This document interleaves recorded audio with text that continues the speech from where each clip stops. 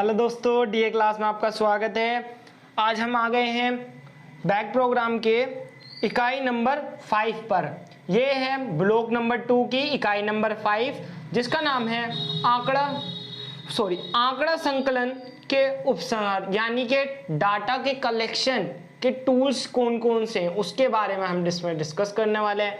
पहले क्या है हमारे लिए जरूरी, क्या क्या टर्म कंडीशंस को अप्लाई करना होगा इस चैप्टर में हम जो पढ़ेंगे कि किन किन टर्म्स को हमें फॉलो करना चाहिए आंकड़े संकलन करते समय। ठीक है, सबसे पहला जो आता है हमारी, देखो इसमें आता है संख्यात्मक तथा गुणात्मक शोधकर्ता।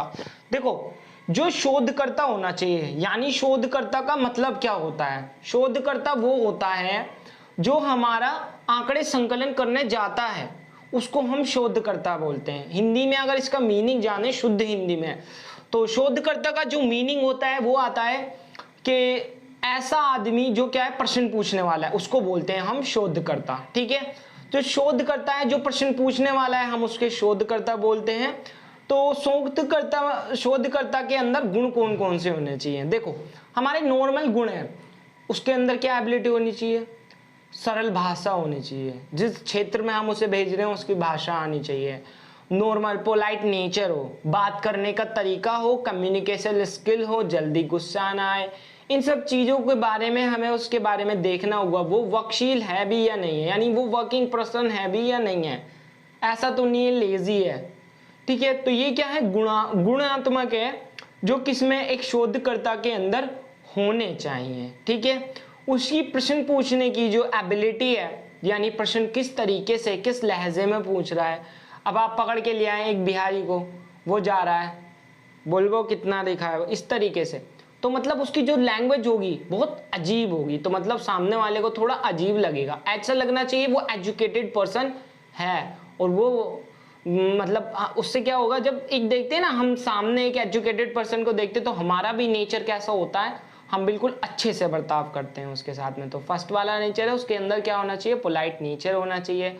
प्रश्नावली करने की जो क्षमता है वो बहुत अच्छी होनी चाहिए, सरल भाषा होनी चाहिए, जिस क्षेत्र में भेज रहे हैं उसकी भाषा आनी चाहिए, और वो कैसा हो? वर्किंग पर्सन हो, हार्ड वर्किंग पर्सन हो। ठीक है, तो फर्स्ट वाला ये पॉइंट क्लियर हो गया, संख्यात्मक या गुणात्मक गुण शोधकर्ता के अंदर।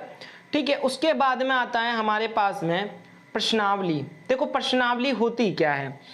प्रश्नावली में क्या होता है, हम ना जिस प्रश्न के बारे में पूछने जा रहे हैं, जिन प्रश्न को रिलेटेड हम किसी एक टॉपिक के ऊपर आंकड़े इकट्ठित कर रहे हैं, उसको बोलते हैं हम प्रश्नावली। ठीक है, जैसे क्या है, हमने एक प्रश्नावली स्टेट करी, जैसे हमारे पेपर्स में आती है प्रश्नावली, आती है ना, क्वेश्चन नंबर 1, फिर उसके नीचे लिखा था क्वेश्चन नंबर 2, क्वेश्चन नंबर 3। तो ये क्या है, एक पेपर सा जो मिलता है, इसको बोलते हैं हम प्रश्नावली। ठीक है, तो स्टार्ट करते हैं। प्रश्नावली के भी हमारे फॉर्म्स दे रखे हैं, प्रश्नावली किस फॉर्म में होनी चाहिए, किस तरीके से हमें प्रश्नों को आंकलित करना चाहिए, जो हम जा रहे हैं किसी से पूछ रहे हैं, डाटा कलेक्शन करते समय हमें प्रश्न पूछना होता है, तो उसके बारे में प्रश्न किस तरीके से हमें रखने हैं, उनसे रिलेटेड हम प्रश्नों को इसमें तैयार करेंगे। तो फर्स्ट आता है प्रश्न अनुकरण। देखो फर्स्ट आता है प्रश्न अनुक्रमण, या फिर हम इसको बोल सकते हैं, इसके बाद में ये सेकंड वाला है, इसको फर्स्ट वाले में डिस्कस करते हैं, सामान्य प्रश्न या फॉर्म। देखो सामान्य प्रश्न या फॉर्म का मतलब ये होता है, हमारे जो सामान्य प्रश्न होने चाहिए कि शुरू में कैसे दो, मल्टीपल चॉइस क्वेश्चन दो, जिससे क्या हो, उसकी एबिलिटी थोड़ी सी इंक्रीज हो। जब वो पर्सन को देखे पढ़े तो उसकी याद पर, यानी याद करने की जो क्षमता है उस पर क्या हो, थोड़ा जोर पड़े। वो एकदम से क्या होगा, जैसा प्रश्न बन के आता है, अब तो सब में क्या हो रहा है देखते हैं हम। पहले क्या होता था, पहले लेंदी क्वेश्चंस आ जाते थे एंड देन सॉल्व करते थे, बट लेकिन अब क्या हो रहा है, क्वेश्चन पेपर में भी कैसे क्वेश्चंस आ रहे हैं, मल्टीपल चॉइस क्वेश्चन होते हैं स्टार्टिंग में, ताकि क्या हो, उसकी जो याद करने की जो क्षमता है वो थोड़ी इंक्रीज हो। ठीक है, यानी बढ़ी भी होनी चाहिए, क्षमता बढ़ जाएगी जब उसमें सामान्य प्रश्न होंगे, तो उसकी क्या होगा, धीरे धीरे याद आता शुरू हो जाएगा। ठीक है, तो उसके बाद में प्रश्न अनुक्रमण।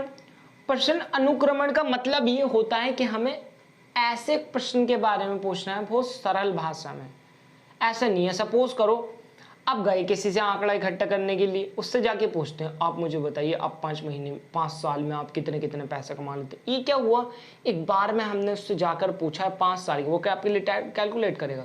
तो आप उससे क्या पूछेंगे, 1 साल का पूछ लीजिए, फिर उससे बस पूछ लीजिए कि 1 साल में कुछ चेंज होगा या नहीं हुआ है, तो उसकी रिवेन्यू के बारे में हम पूछ सकते हैं, थोड़ा बढ़ा है या घटा है, तो उससे हम आंकड़ों को अपने अंदाजे के थ्रू उनको सेटल कर सकते हैं। बट लेकिन अगर हम एकदम से कठिन प्रश्न पूछ दें तो उसको याद ही नहीं आएगा।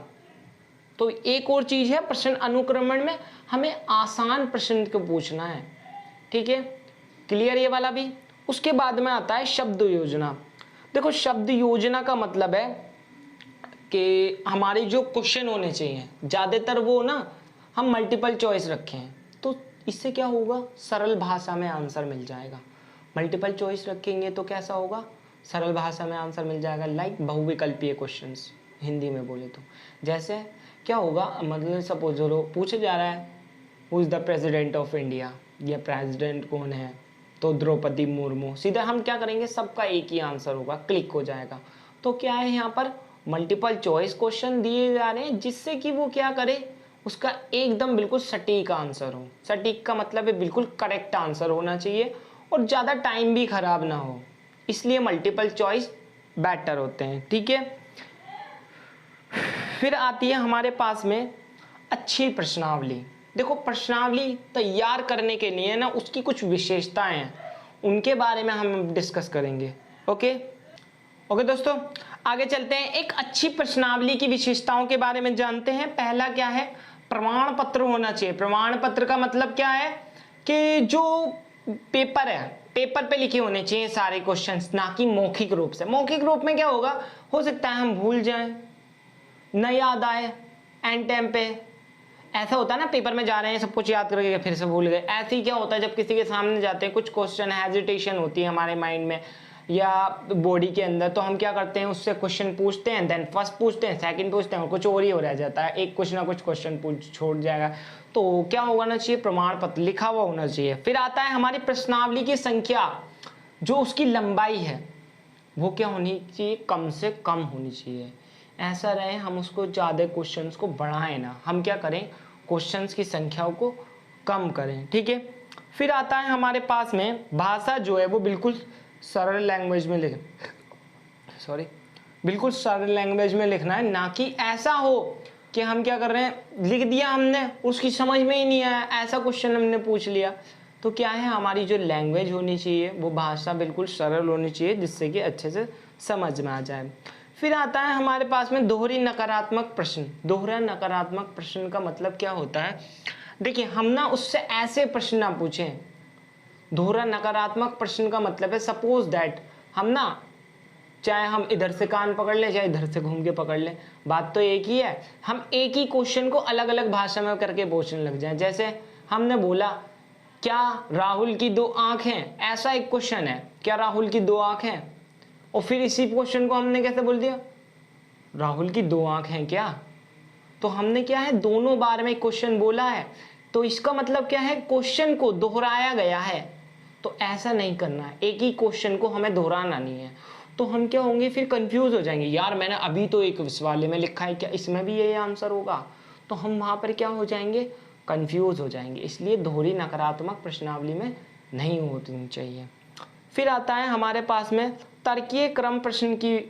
अब देखो तर्कीय क्रम व्यवस्था क्या होती है, हमें एक तर्क के अकॉर्डिंग, यानी कि हमें सब जैसे सिलेबस मिलता है ऐसे ही फर्स्ट सेकंड चैप्टर अकॉर्डिंग बटे हुए होते हैं कि पहला फर्स्ट चैप्टर पढ़ना है, फिर सेकंड पढ़ना है, फिर थर्ड पढ़ना है, जिससे क्या होगा, हमारा इतनी समझ इसके में बढ़ेगी, फिर उसके बाद में फिर उससे आगे का पढ़ाएंगे। ऐसा होता है ना, पहले क्या होता है, बॉडी पार्ट्स बाहर के पढ़ाते हैं, फिर उसके अंदर का, तो एक प्रोसेस होता है।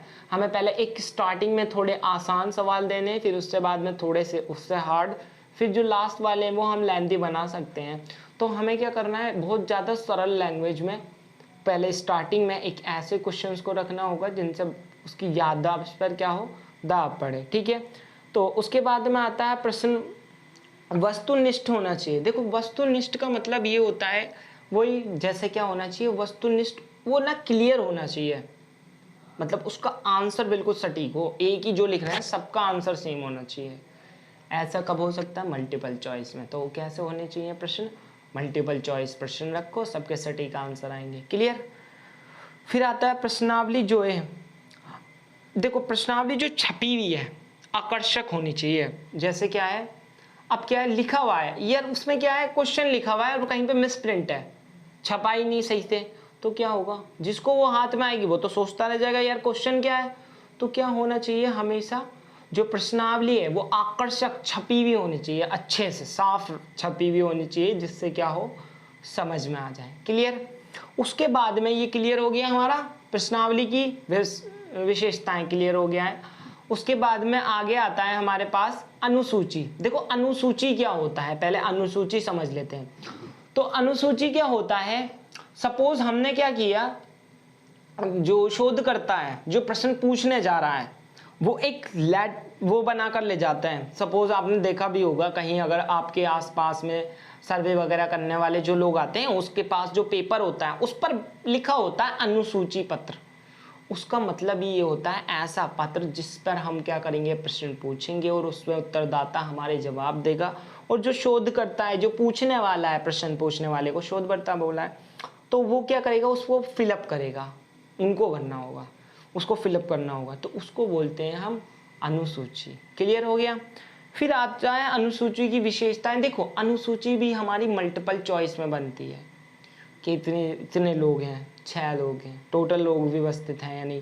सपोज हम पूछने गए कि किस किस घर में हम जॉब करने वाले हैं या नहीं है, कौन से घर में जॉब करने वाले नहीं है, तो ये क्वेश्चन बना और हमने क्या करा, उस पर यस और नो वाला क्लिक ऑप्शन रखा, एंड देन हम गए और जाकर पूछा नो पर क्लिक करा या यस पर क्लिक करा, तो हमारे आंकड़े कैसे होंगे, संतुलित आएंगे, हम पता चल जाएगा कितने हैं और कितने नहीं है। तो पहला अनुसूची का क्लियर हो गया।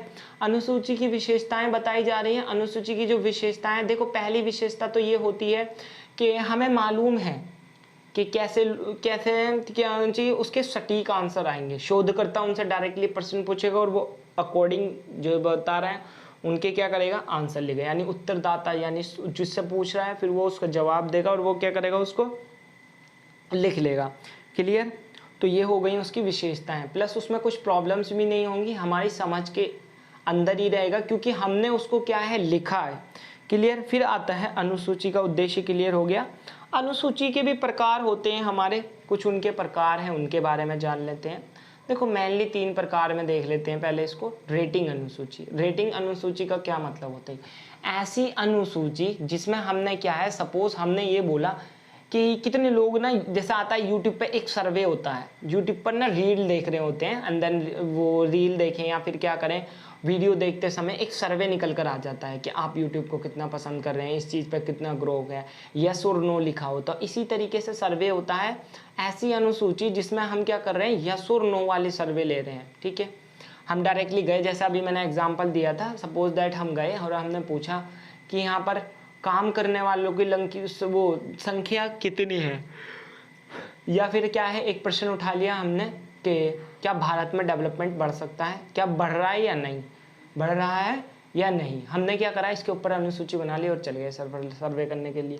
तो हमने जाना कि लोग कितने, या फिर हमने ये कर लिया इसके वो पहले वाले में बता रहा हूँ, उसमें क्या है, लोग कितने जागरूक हैं देश के प्रति, उनको पता है या नहीं देश डेवलपमेंट हो रहा है या नहीं हो रहा है, उनको ये मालूम है या नहीं, इस चीज़ के बारे में भी देख सकते हैं। प्लस अगर हम देखें कुछ और तरीके, जैसे क्या हमें बिजनेस करना चाहिए या फिर हमें क्या करना चाहिए, नौकरी करनी चाहिए, इसके ऊपर हम क्या करने चले गए, सर्वे करने चले गए। हम लोगों से बातचीत करनी शुरू करी कि बताइए आप नौकरी में ज़्यादा भरोसा रखते हैं या फिर बिजनेस में भरोसा रखते हैं। तो हमें पता चल जाएगा कि लोग जो हैं वो किस चीज़ में भरोसा रखते हैं, कि उन लोगों के लिए ज़्यादा मायने कौन सी चीज़ रखती है। ठीक है, तो वो उस पर क्या करेंगे, अपनी रेटिंग देंगे, अपने बारे में बताएंगे कि हाँ मेरी तो ये राय है। रेटिंग का मतलब है राय बताना अपनी। क्लियर। तो ये वाली क्लियर हो गई, ऐसी अनुसूची जिसमें क्या होते हैं, उत्तरदाता अपनी राय बताते हैं। समझ में आ गया। फिर हमारा अगला आता है दस्तावेज अनुसूची। देखो दस्तावेज अनुसूची ऐसी अनुसूची होती है जिसमें हम क्या करते हैं, पुराने दस्तावेजों में से अपने आंकड़ों को निकाल लेते हैं, सरकारी दस्तावेज में से अपने आंकड़ों को निकालेंगे और उनको भर लेंगे। फिर उसके बाद में आता है अवलोकन अनुसूची। अवलोकन अनुसूची क्या होती है, जब अवलोकन विधि का हम यूज़ करते हैं, अवलोकन अनुसूची का भी तभी हम यूज़ करते हैं। तो इसके लिए वीडियो पहले से ही अवेलेबल है, एक बार अवलोकन विधि के बारे में देख लेंगे आप वीडियो में। ओके, आगे चलते दोस्तों, आगे चलते हैं। आगे आता है अनुसूची की विशेषताएं हमारे पास में क्या होती हैं। देखो इसमें क्या है, इसकी निम्न प्रकार की विशेषताएं हैं। जैसे सबसे पहली है विच्छेदन। देखो क्या है, इसमें हमारे पास में एक समस्या होनी, इसमें हम समस्या हानि कोई वैसी चीज़ जानने के बारे में या फिर कोई सर्वे वगैरह करने के लिए किसी एक पर्टिकुलर टॉपिक पर लोगों की राय जानने के लिए हम इसको ऐड कर सकते हैं। ठीक है, इसका इस्तेमाल कर सकते हैं लोगों की राय जानने के लिए। क्लियर।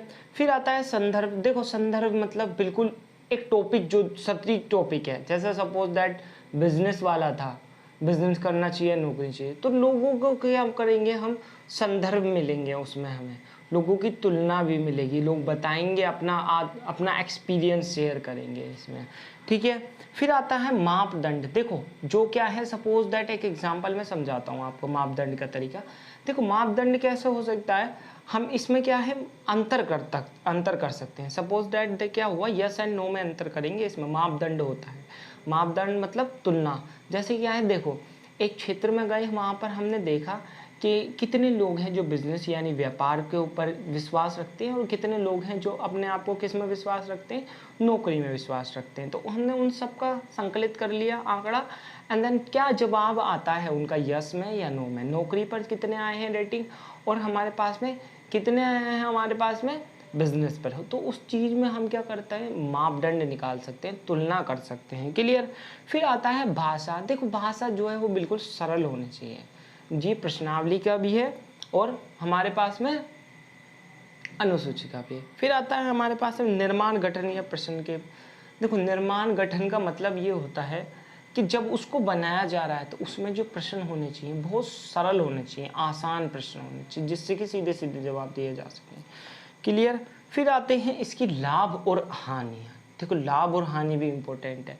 ठीक है, अनुसूची समझ में आ गया, उसकी विशेषता पता चल गई। अब आगे चलते हैं उसकी लाभ और हानियों के बारे में। ठीक है, देखो लाभ क्या है, देखो एक तो इससे हमें क्या मिलती है, एकदम बिल्कुल सही जानकारी मिलती है, करेक्ट आंसर। जैसे क्या है टिक मार्क वाले होते हैं, उसमें बिल्कुल टिक मारते हैं, सही परी मारते हैं, तो सबकी राय मिलती है हमें बिल्कुल करेक्ट। इतने लोगों की इतने बिजनेस में, जैसे क्या है बिजनेस को उन्होंने अपनी राय ज़्यादा दी, तो हमें क्या मिला, एक सटीक आंसर मिलता है। हम उसमें क्या है कुछ करने की ज़रूरत नहीं है, बिल्कुल जैसा आंसर होता है बस हमें क्या है तुलना करना है, मापदंड करना है। ठीक है।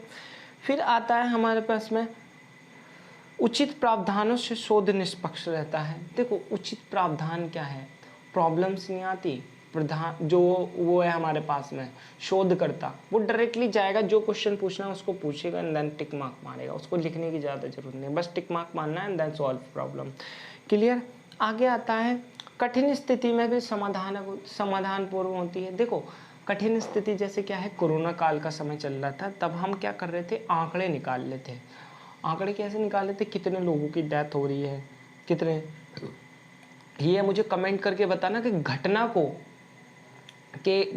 को कौन सी विधि के द्वारा हम क्या करते हैं, आकलन करते हैं, कि मतलब उन आंकड़ों को इकट्ठा करते हैं, मतलब घटना चलती रहती है और हम उन आंकड़ों को इकट्ठा करते रहते हैं। तो इसका मुझे कमेंट करके ज़रूर बताना ये होमवर्क में, ताकि मुझे पता चल जाए कितने लोग पढ़ रहे हैं और कितने नहीं। ठीक है, और कमेंट ज़रूर कर देना ताकि मुझे पता चल जाए वीडियो को अच्छी बन रही है या नहीं बन रही, पे कुछ प्रॉब्लम्स आ रही हैं तो उसके बारे में डिस्कस कर सकते हैं। एंड देन प्लीज़ चैनल को सब्सक्राइब करें, जिससे हम आगे और ज़्यादा हम मोटिवेट हो और हम वीडियोस जल्दी जल्दी लाएँ। ठीक है, वैसे कोशिश पूरी है जल्दी वीडियोस आप तक पहुंच जाएं। ठीक है, स्टार्ट करते हैं। देखो लाभ करते हैं हम, कठिन स्थिति में समाधानक होती है। कोरोना के टाइम पर आ जाते हैं। देखो उसमें क्या हो रहा था, कोरोना के टाइम पर कठिन परिस्थिति थी हमारे सामने, लेकिन हमें क्या करना होता था, सभी आंकड़ों को एक साथ में हमें देखना था, कितने लोग वैक्सीनेटेड हो गए हैं, कितने नहीं हुए हैं, तो उन सब का आंकड़ा निकाला। तो ग्रुप बने हुए थे, टिक मार्क मार सकते हैं हम उस पर, यस और नो में। तो उसमें क्या है, हम देख सकते हैं कि हमारे क्षेत्र में इतने लोग हैं, तो उसमें परसेंटेज देखी जा रही थी, वैसे एग्जिटेड नहीं बता पा रहे थे। ठीक है, तो आगे आता है कठिन स्थितियों में हमें ये समाधानक होती है, हेल्पफुल होती है परेशानी की स्थिति में। ठीक है, फिर आता है शिक्षित और अब देखो शिक्षित और अशिक्षित दोनों ही इसमें आंसर दे सकते हैं, क्योंकि क्या है अशिक्षित से जो पूछा जाएगा नॉर्मल सरल लैंग्वेज में पूछा जाए, अशिक्षित मतलब अनपढ़, जो पढ़ा लिखा नहीं है, उससे भी हम जानेंगे तो वो मौखिक में अपने जवाब दे देगा एंड सिंपली हमें टिक मार्क लगाना है एंड देन सॉल्व। और ये भी कौन करता है टिक मार्क? शोधकर्ता करता है, ठीक है। शोधकर्ता अपनी सरल लैंग्वेज में आपसे क्वेश्चन करेगा और जो अशिक्षित है वो जवाब देगा, और शिक्षित यानी पढ़ा लिखा तो वैसे ही जवाब दे देता है, ठीक है। ये हो गए इसके लाभ। फिर आती हैं इसकी हानियाँ। हानियाँ हमारे पास में देखें तो सबसे पहली हानि जो है वो ये प्रॉब्लम करती है, ये बहुत ज़्यादा कैसी है? महंगी है। इसमें हमें क्या होता है? प्रिंटेड छपवाने पड़ते हैं, बहुत सारे पेपर छपवाने पड़ते हैं, प्लस जो पूछने जा रहा है उसको पैसे देने पड़ते हैं, ठीक है। तो ये हमारे लिए क्या पड़ती है? अधिक ज़्यादा महंगी पड़ती है, ठीक है। अधिक समय लगता है, देखो टाइम तो लगेगा ही, इसमें ज़्यादा समय की बचत नहीं हो पाती। हमें एक एक घर जाके सबसे डिस्कसी समझा कर उनसे पूछना है, देन क्या है? सरल लैंग्वेज में उनसे बातचीत करके उनको समझा कर तब उनके बारे में जानना है, तो इसमें क्या होता है? थोड़ा समय लगता है, ठीक है। फिर आती है इसके माध्यम से बड़े बड़े स्तर पर कार्य नहीं। देखो हम क्या करते हैं? बड़े स्तर पर नहीं कर सकते इसका यूज़, ओनली छोटे स्तर पर कर सकते हैं। क्या हम राष्ट्र के स्तर पर जाकर पूछेंगे बताइए भारत कितने % पे जा रहा है, कितने % पे नहीं जा रहा? तो हम उनका क्या है? छोटे स्तर पर करेंगे। हम राष्ट्र के स्तर पर नहीं कर सकते, केंद्र के स्तर पर नहीं करते, तो नॉर्मल किसी एक स्तर पर देखें तो उसका हम सर्वे कर सकते हैं। क्लियर? ये होती हैं हमारी इसकी हानियाँ। क्लियर हो गई? हानि और लाभ क्लियर हो गया। और एक और टॉपिक है बच्चों जो हमारा किस में दे रखा है, यानी हम भी जो प्रश्नावली है और अनुसूची है, इन दोनों में डिफरेंस है, आपको उसको जरूर पढ़ना है, ठीक है। हो सकता है डिफरेंस पूछे जाएं 3 या 4, तो आप उसको अच्छे से पढ़ना। 4 पढ़ लेना हाँ प्रश्नावली के और 4 पढ़ लेना उसके अनुसूची के, ठीक है। ओके आगे चलते हैं। ओके इसमें बात करते हैं अगला साक्षात्कार। देखो साक्षात्कार क्या होता है? हम किसी विचारों का आदान प्रदान होना। सपोज दैट 2 पर्सन है, 2 पर्सन आपस में बातचीत करते हैं, मतलब जो उसके मन में विचार हैं वो उसको बताता है और जो उसके सामने वाले के मन में विचार हैं वो हमें बताता है। हम इस बात में प्रश्नों को भी ऐड कर सकते हैं। हम किसी से प्रश्नों को पूछना चाहते हैं तो हम इस चीज़ को भी ऐड कर सकते हैं। हम क्या करते हैं? उससे प्रश्न पूछने और वो हमारे प्रश्नों को जवाब दे रहा है। मतलब सिंपल भाषा में अगर हम समझे कि विचारों के आदान प्रदान की विधि को हम साक्षात्कार बोलते हैं, ठीक है, किन्हीं 2 लोगों के बीच। फिर आता है हमारे पास में इसके 2 प्रकार होते हैं, संचरित साक्षात्कार या असंचरित साक्षात्कार। देखो संचरित क्या होता है? संचरित में मतलब ये है कि ऐसे प्रश्न जिनको हमने पहले से ही पुनः लिखे हुए हैं वो हमारे पास में, एंड देन सामने वाले से बस हमें वो पूछने हैं, ठीक है। तो इसको बोलते हैं संचरित, मतलब हम उससे पूछेंगे और वो हमारे जवाब देगा। ये हो गया हमारा संचरित साक्षात्कार, ठीक है। फिर आता है असंचरित साक्षात्कार। इसमें क्या है? हमारे पास प्रश्न कैसे हैं? वो ऐसे प्रश्न होंगे जिसके बारे में हमें क्या है? मालूम नहीं है, पहले से मालूम नहीं है, हमारे मन में सवाल आते हैं वो। जैसे सपोज हम जा रहे हैं, हमारे मन में जो ख्याल आ रहे हैं हम सामने वाले से पूछ लें, और वो दूसरे वाले के मन में जो सवाल है वो हमसे भी पूछ सकता है, या उसका जवाब हमें अलग भाषा में मिल सकता है अलग तरीके से। तो इसको बोलते हैं असंचरित साक्षात्कार, ठीक है। संचरित में हमारे पास में पहले से ही सवाल होते हैं पूछने के लिए सामने वाले से, और असंचरित में क्या होता है? हम सामने वाले से पूछ सकते हैं अपने मन में से जो सवाल हमारे मन में आ रहे हैं उनसे हम क्या करेंगे? सामने वाले से पूछ लेंगे। इसमें क्या है? अधिक गहन तो लचीले सवाल भी पूछ सकते हैं उससे रिलेटेड, ठीक है। इसकी क्या है? हम लाभ देखते हैं पहले। साक्षात्कार के लाभ हैं और हानियां हैं। देखो लाभ के बारे में, अधिक गहन प्रश्न पूछा जा सकता है। अब भाई हम जाहिर सी बात है हम जैसा मर्जी चाहे वैसा सवाल पूछ सकते हैं, चाहे वो लिखकर पहले से सोचकर पूछें या फिर बाद में पूछें, तो उसमें हम क्या करें? सवाल पूछ सकते हैं, ठीक है। फिर आता है रवैया देखकर। देखो अगर क्या है सामने वाले से हम जब पूछ रहे हैं उसका रवैया ठीक नहीं है, मतलब उसे अजीब गुस्सा आ रहा है, सपोज हम जा रहे हैं, हम जाके उससे कुछ भी पूछ लें, सामने वाले पर्सन से हमने कुछ पूछा और उसका रवैया क्या है? एकदम से गुस्से वाला है, तो हम अपने सवाल को बदल सकते हैं, जिस तरीके से पूछ रहे हैं उसको हम बदल सकते हैं, ठीक है।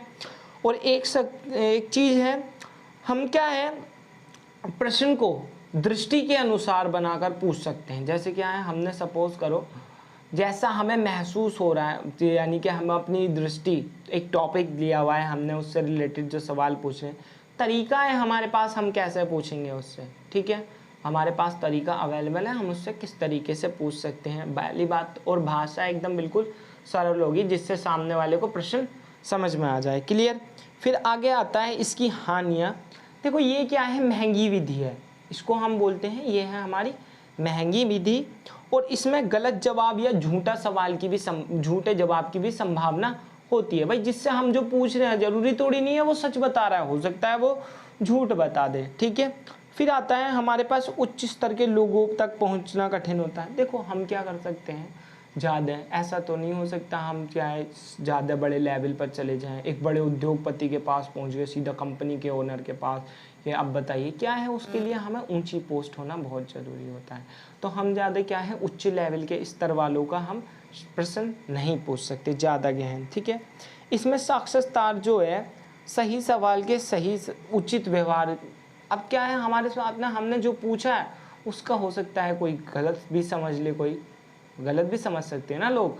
हमारे दिल में जो सवाल आया हमने वो पूछ लिया और सामने वाले को वो सही नहीं लगा तो क्या होगा, उसका हम पे ऊपर गलत व्यवहार भी पड़ सकता है, ठीक है। तो उचित व्यवहार के साथ ये भी पता चल गया।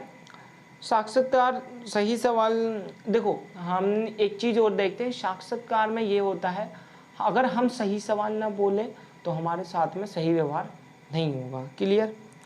तो लास्ट चीज़ यही थी। ओके, हानियाँ भी क्लियर हो गई, लाभ भी। इससे आगे चलते हैं, ठीक है। ओके दोस्तों आगे चलते हैं। आगे आता है हमारा आंकड़ा संकलन के उपस्कार, यानी कि आंकड़े संकलन करने के जो टूल्स होते हैं उनके बारे में जानते हैं। पहले है प्रतिभागी अवलोकन। देखो प्रतिभागी अवलोकन क्या होता है उसके बारे में जानते हैं। प्रतिभागी अवलोकन एक ऐसा होता है विधि, इसको समझाता हूं मैं आपको। इसमें क्या है, देखो हमने क्या करा, एक क्षेत्र में चले गए, एक क्षेत्र में गए, हम एक समूह के बारे में आंकड़े इकट्ठे कर रहे हैं, तो हम क्या है डायरेक्टली उनके धर्म से रिलेटेड बातें हम उनसे नहीं पूछेंगे। हम क्या करेंगे, उनके साथ में गए, रहना शुरू कर दिया, एक क्षेत्र में कमरा ले लिया, वहीं पर ही रह रहे हैं, हम उनके साथ में क्या कर रहे हैं, उनसे बातचीत कर रहे हैं। धीरे धीरे धीरे उनके साथ में हम घुल मिल गए, हमने उनकी एक एक चीज़ को क्या कर लिया, आंकलित कर लिया, लिख लिया, ठीक है। इससे क्या हो रहे हैं, हमें मानवीकरण रहेगा, यानी कि हमें क्या है कोई और प्रॉब्लम्स नहीं होंगी, हमें उनके समूह में एक निजी स्थान मिल जाएगा, एक स्थिति मिल जाएगी। प्लस इसके साथ में क्या हो रहा है, हमें फ़ायदा भी हो रहा है, हमें उसके जो आंकड़े हमें चाहिए वो ऐसे ही आंकड़े हमें बता देगा। इसको बोलते हैं प्रतिभागी अवलोकन। क्लियर। इसकी लाभ और हानियाँ हैं। देखो लाभ क्या है, हमें बिना कोई ज़्यादा खर्च किए उसके अंदर तलक की बात पता चल जाएगी, घर तक की कोई आंकड़े जो वो गलत बता सकता था अब वो बिल्कुल सही बताए, क्योंकि जानता है वो हमारे साथ में मिला हुआ है, उसके विचार किससे मिलते हैं हम ये जान सकते हैं, क्या उसकी भावनाएं हैं उनके बारे में जान सकते हैं, विचार के बारे में जान सकते हैं, ठीक है।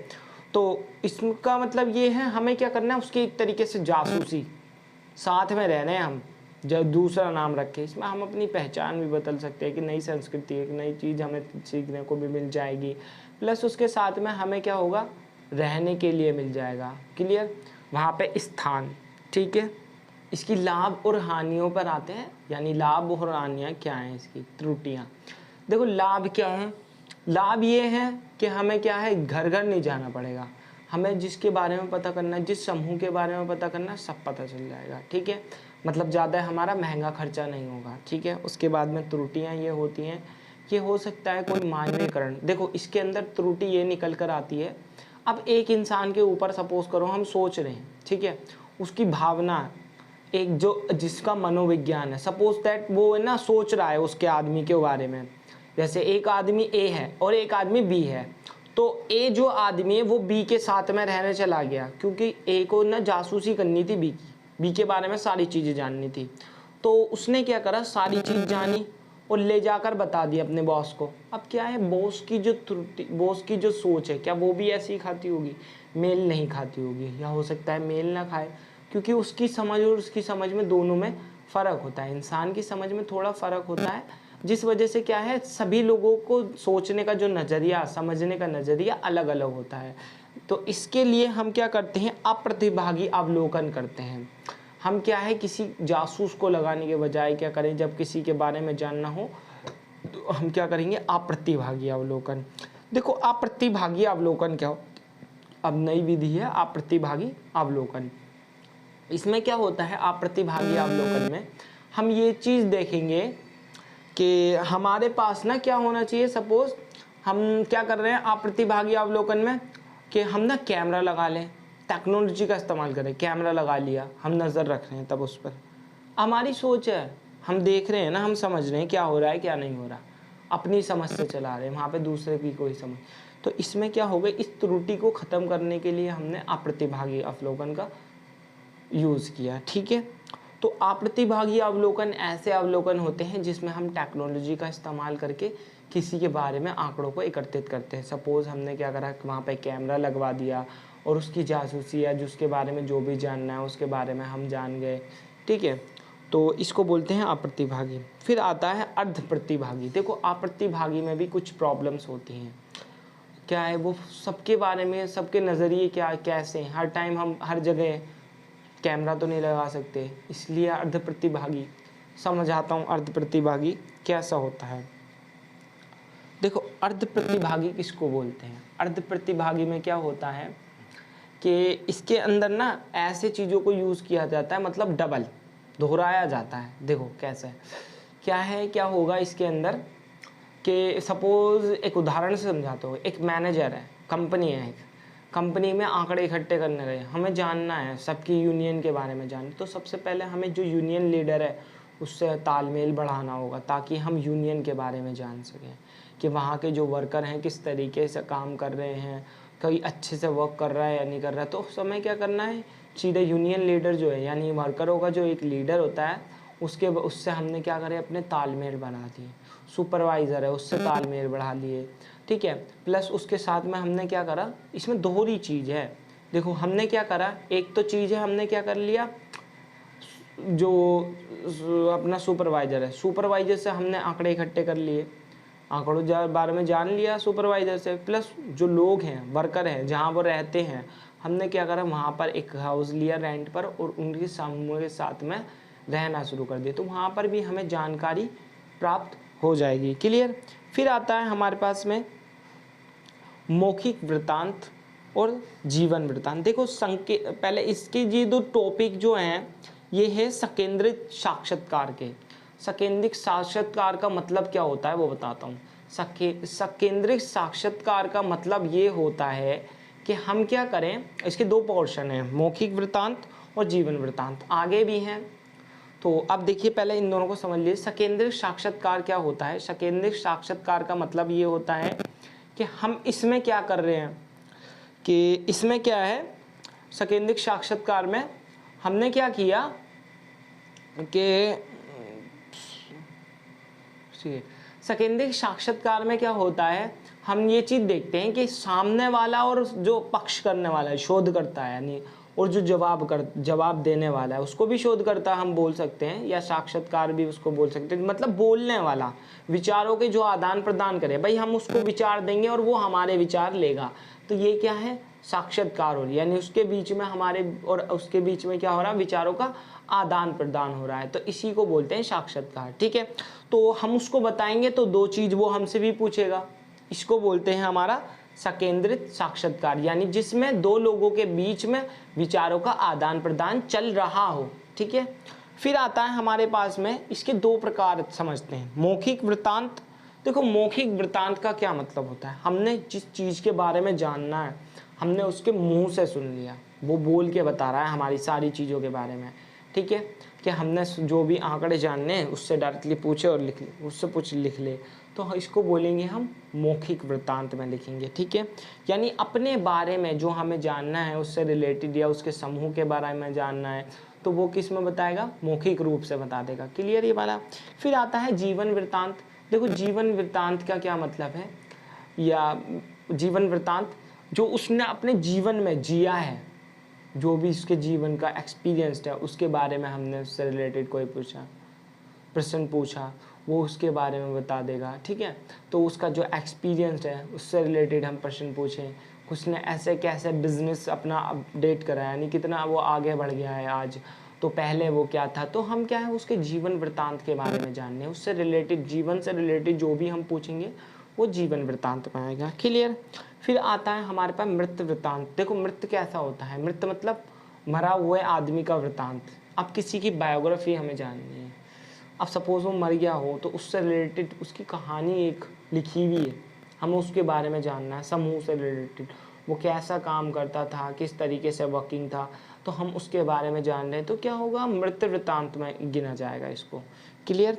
ये तीनों संकेंद्रित साक्षात्कार के क्लियर हो गए और इस चैप्टर को बस यहीं पर क्लोज करते हैं।